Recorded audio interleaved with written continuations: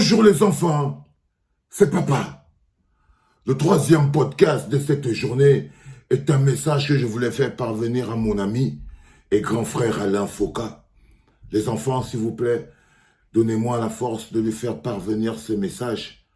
Bonjour Alain, c'est papa. J'ai appris, comme beaucoup d'Africains aujourd'hui, ta démission de RFI. C'est avec beaucoup de joie. C'est avec beaucoup de joie que la jeunesse africaine a appris ta démission de RFI. Parce que pour ce que tu représentes pour cette jeunesse, un phare, tu es une lumière, tu es une direction, tu es une voix de confiance pour la jeunesse africaine.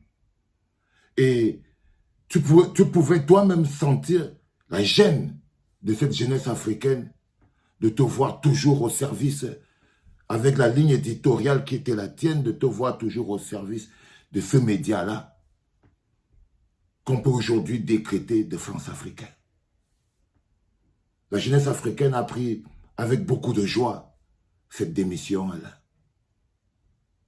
Parce que c'est le meilleur cadeau que tu as pu nous offrir en cette fin d'année.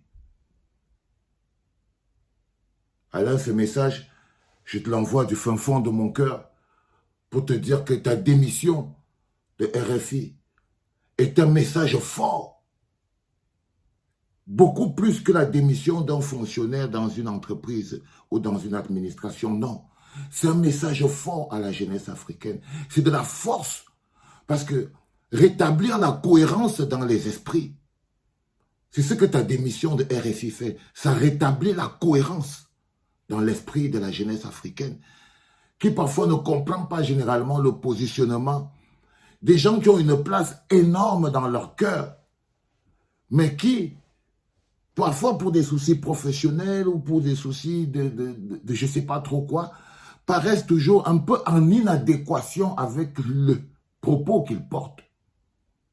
Tu as rétabli la jeunesse africaine dans la cohérence et dans la direction. L'Afrique prend un nouveau tournant. La jeunesse africaine prend un nouveau tournant et cette jeunesse a besoin de tous ces grands enfants. Cette jeunesse a besoin de tous ces grands enfants parce que au-delà de la démission, c'est aussi la disponibilité que ça offre. C'est aussi le boulevard de disponibilité que ça offre à cette jeunesse africaine qui a besoin de tous ces porte-voix.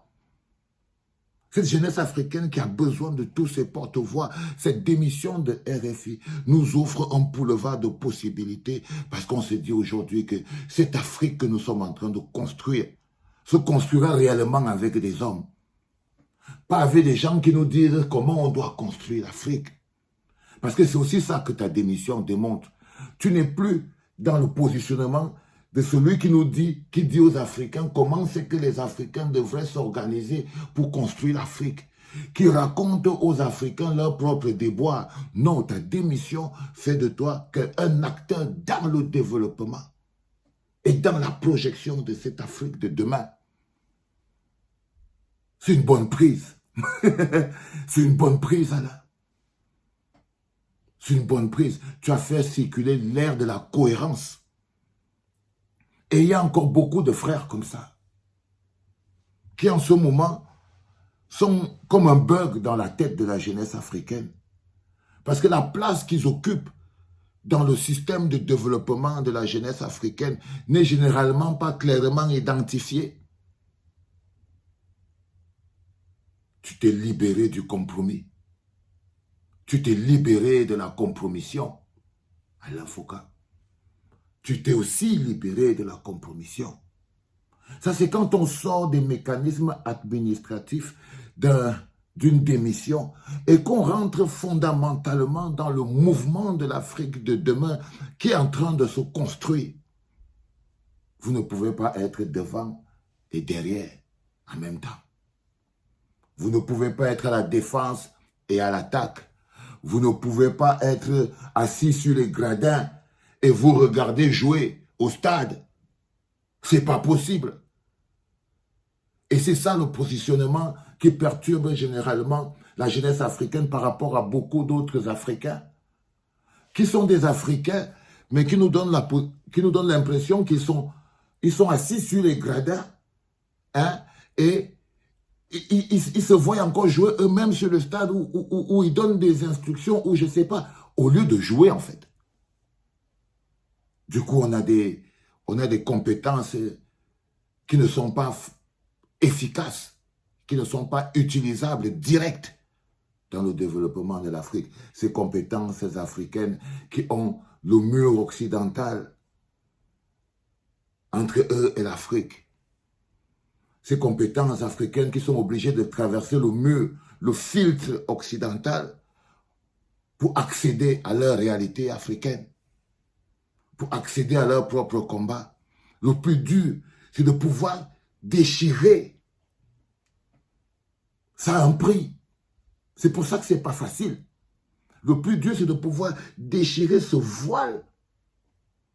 Ce léger voile, mais solide, qui vous fait toujours voir l'Afrique de manière transparente, de manière floue. Avec ce voile. Et dans le cas de toi, Alain Foka, ce voile, bien sûr, c'était RFI. Et il y a beaucoup d'autres Africains chez RFI qui ont ce voile-là devant leurs yeux. Ils voient l'Afrique de manière floue. Ils racontent l'Afrique.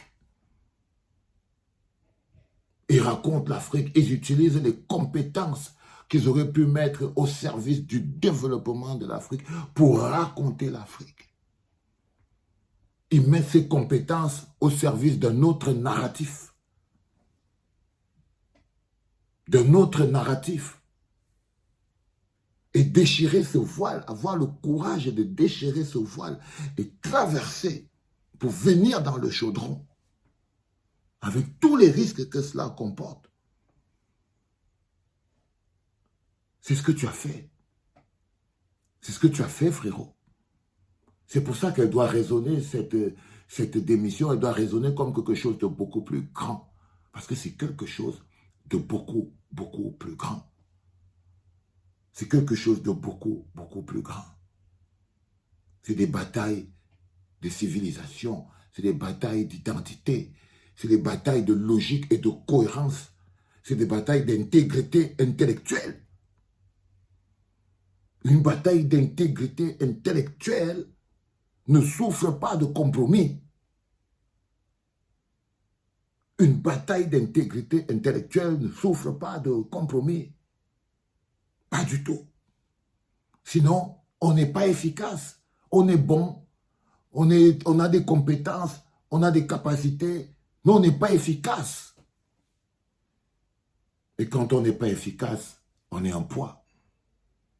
Lorsqu'une compétence n'est pas efficace, lorsqu'elle n'est pas utilisée efficacement, cette compétence devient un poids. Devient un poids. Et il y en a beaucoup comme ça. En Europe, ces Africains qui sont plus des poids, parce que plus ils sont compétents, mais jouent le rôle de poids sur l'Afrique.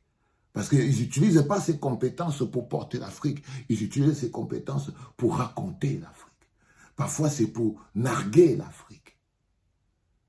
On se demande parfois s'ils sont au courant qu'ils sont en train de narguer l'Afrique.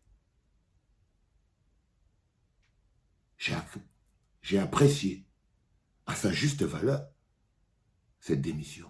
Et tout le monde autour de moi, la jeunesse africaine, a apprécié parce que tu as rétabli la cohérence. La suite sera certainement un voyage plus magnifique. La suite sera un voyage plus magnifique, plus intéressant, plus aventureux. Allez, c'était papa.